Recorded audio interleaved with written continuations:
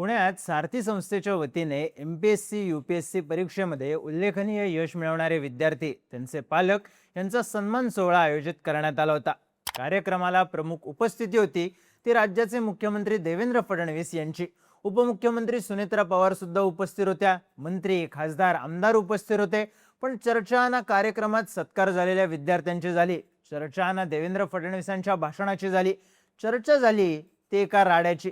भाजपच्या राज्यसभा खासदार मेधा कुलकर्णी आणि भाजपचेच औसा विधानसभा मतदारसंघाचे आमदार अभिमन्यू पवार यांच्यात झालेल्या राड्याची।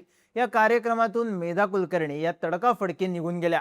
आपल्या निघून जाण्याचं कारण त्यांनी सांगितलं की अभिमन्यू पवार मला म्हणाले, मराठ्यांच्या कार्यक्रमात तुम्ही पहिल्या रांगेत बसणं बरं दिसणार नाही, यावरून कॉन्ट्रोवर्सी होईल, त्यामुळे मी कार्यक्रमातून बाहेर पडले।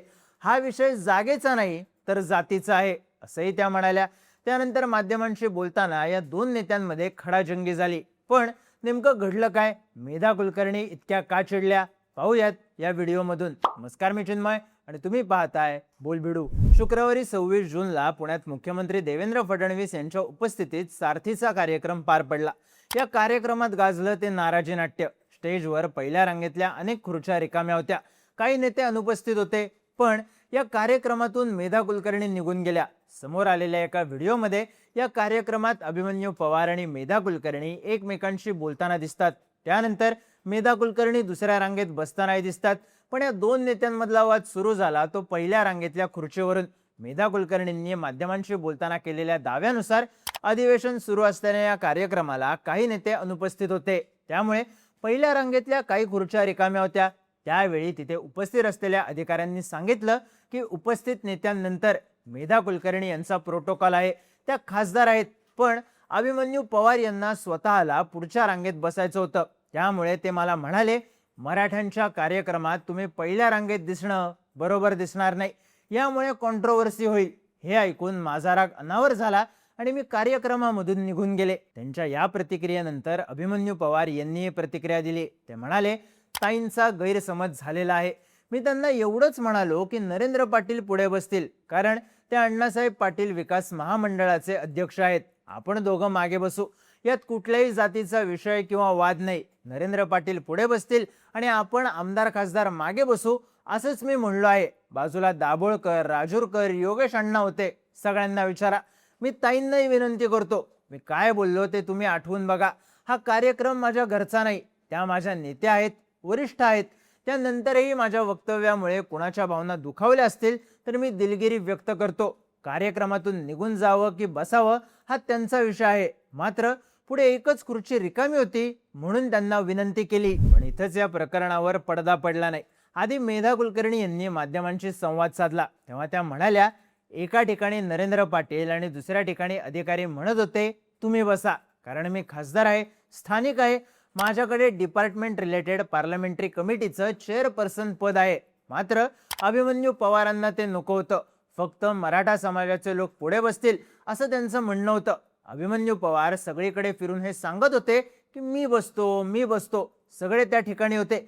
नरेंद्र पाटलांनी पुढे बसावं हेच मी म्हणत होते, नको त्या गोष्टीला आपण महत्त्व द्यायला नको। परंतु त्यांचं बोलणं चुकीचं होतं, कारण सर्व समाजाला घेऊन आपल्याला पुढे जायचं आहे।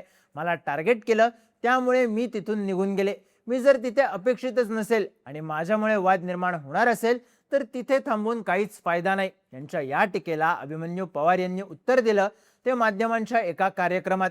दोन्ही नेत्यांच्या एकाच वेळी फोनवर प्रतिक्रिया घेण्यात आल्या आणि तिथेही दोघांमध्ये वाद झाल्याचंच दिसून आलं। मेधा कुलकर्णींनी कार्यक्रमात काय घडलं हे सांगितल्यानंतर अभिमन्यू पवार म्हणाले, ताई सपशेल खोटं बोलतायत। यावर मेधा कुलकर्णी खवळल्या आणि म्हणाल्या, तुम्ही असे अनपार्लमेंटरी शब्द वापरू नका। खोटं बोलल्या म्हणजे काय? तिथे सगळेजण होते, कुणालाही विचारा। फक्त देवेंद्रजींच्या कार्यक्रमाला गालबोट लागायला नको म्हणून मी तिथून निघून गेले। तुम्ही मुळात कुठून आलाय पुण्यात? पुण्यामध्ये सुद्धा नेते आहेत, तुम्हाला आठवण करून देते।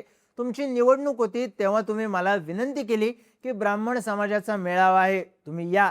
माझी तब्येत ठीक नव्हती तरी सुद्धा मी इतक्या लांब आले। मी आले की नाही तुमच्या प्रचाराला? तुम्ही आत्मभान ठेवा, मी खर्च करून आले तुमच्या प्रचाराला। तुम्ही आत्मपरीक्षण केलं पाहिजे। तुम्ही हा कार्यक्रम एक कल्ली व्हावा असा प्रयत्न करत होतात। डोंगरे, देशमुख, कुंजीर ही मंडळी दुःखात होती, ती देवेंद्रजींच्या परवानगीने आली होती। तुम्ही म्हणत होता त्यांना सोडू नका, मला पण कळतं कुणाला भेटू द्यायचं कुणाला नाही. मी पण खासदार आहे. तुम्ही अजून पण स्वतःला देवेंद्रजींचे OSD समजता का? तुम्ही सगळ्या गोष्टी एकट्यानेच मॉनिटर कराल. आम्हाला अक्कल नाही. तुमच्या आधी मी आमदार झालीये. तुमच्या आधीपासून मी भाजपचं काम करते. पुढे मेधा कुलकर्णी म्हणाल्या, तुम्ही असं म्हणाला नाहीत का की हा मराठ्यांचा कार्यक्रम आहे आणि कॉन्ट्रोव्हर्सी होईल? घ्या तुमच्या आईची शपथ, घ्या तुमच्या मुलांची शपथ. यावर अभिमन्यू पवार यांनी मी शपथ घेतो असं म्हणलं तरीही मेधा कुलकर्णींचा राग शांत झाला नाही. त्यानंतर अभिमन्यू पवार सुद्धा चिडले. स्टुडिओमधून मला फोन लावण्यात आलाय, तुमचा ऐकण्यासाठी फोन केलेला नाही. यावर मेधा कुलकर्णींनी उत्तर दिलं, मी सगळ्यांना सांगते की मला याबद्दल काहीही बोलायचं नाहीये, पण तुम्ही मीडियामध्ये बाईट देत सुटला आहात. यावर अभिमन्यू पवार यांनी, मी नाही मीडियाशी काही बोललो, तुम्ही बोललात म्हणून तरी बाहेर आला ना, असा सवाल केला. पण मेधा कुलकर्णी चिडल्या आणि कुणी यायचं कुणी नाही हे तुम्ही ठरवणार का? तुम्ही काय स्वतःला बॉस समजता का? स्वतःला सुपर CM समजता का? आमच्या नशिबी काय फक्त हेटाळणीच आहे का? आम्ही पण पक्षाचं काम करतोय ना, असा प्रश्न केला. त्यावर अभिमन्यू पवार यांनी, तुम्ही फार मोठ्या आहात असं उत्तर दिलं. पण हा मोठ्याचा विषय नाहीये, हा टार्गेट करण्याचा विषय आहे. माझ्या जातीला टार्गेट करण्याचा विषय आहे. हा जागेचा नाही जातीचा विषय आहे, असं मेधा कुलकर्णी म्हणाल्या. त्यानंतर बऱ्याच वेळाने अभिमन्यू पवार यांना बोलण्याची संधी मिळाली. तेव्हा त्यांनी सांगितलं, अगरवाल प्रकरणातली फॅमिली मुख्यमंत्र्यांना भेटायला आली होती. मेधाताई सुद्धा काही लोकांना घेऊन आल्या होत्या. त्यांचा प्रॉपर्टीचा विषय होता. मी ताईंना म्हणलं, अगरवाल यांना आधी वेळ दिली आहे, त्यांना भेटू द्या. हा प्रॉपर्टीचा विषय आहे, ते थांबू शकतील. आता ही सेन्सिटिव्हिटी मला कळते, बाकीच्यांना कळते की नाही मला माहित नाही. स्टेजवर पुढच्या रांगेत अण्णा बनसोडे यांची खुर्ची रिकामी होती. ताई म्हणाल्या, मी बसते, मी खासदार आहे. तर दाभोळकर मला चेष्टेत तू बस ना असं म्हणत होते. मी म्हणलं, मी बसणं योग्य नाही, नरेंद्र पाटलांनी बसलं पाहिजे, ते समाजाचे आहेत, समाजाचा कार्यक्रम आहे. मी ताईंना म्हणलं त्यांना बसू द्या.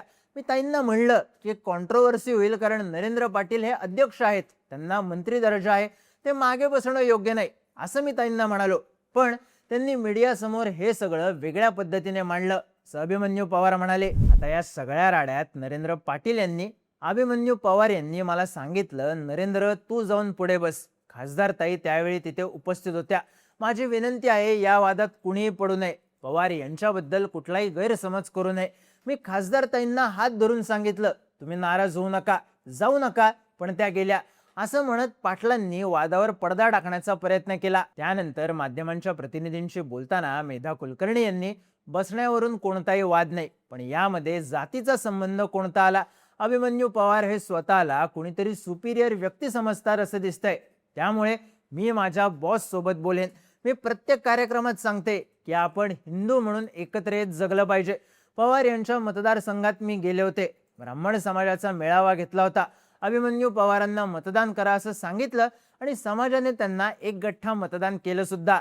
मला पुण्यातल्या अनेक कार्यक्रमांचं निमंत्रण नसतं. मीही पक्षाची लहान कार्यकर्ते आहे, पण डावललं जातं. मला मेट्रोच्या कामाचं निमंत्रण नव्हतं, PMRDAच्या पुलाच्या कार्यक्रमाचंही निमंत्रण नव्हतं, तरीही मी पेपरमध्ये वाचून कार्यक्रमाला जाते असं सांगत नाराजी व्यक्त केली. पण या सगळ्यात जातीचा उल्लेख झाल्याने भाजपच्याच दोन नेत्यांमध्ये मराठा विरुद्ध ब्राह्मण सामना रंगल्याच्या चर्चांनी प्रचंड जोर धरला. या सगळ्या वादाबद्दल, मेधा कुलकर्णी यांनी घेतलेल्या भूमिकेबद्दल तुम्हाला काय वाटतं? तुमची मतं आणि प्रतिक्रिया कमेंट करून नक्की सांगा. आणि माहितीपूर्ण व्हिडिओज पाहण्यासाठी बोलबिडूच्या YouTube चॅनलला सबस्क्राईब करायला विसरू नका.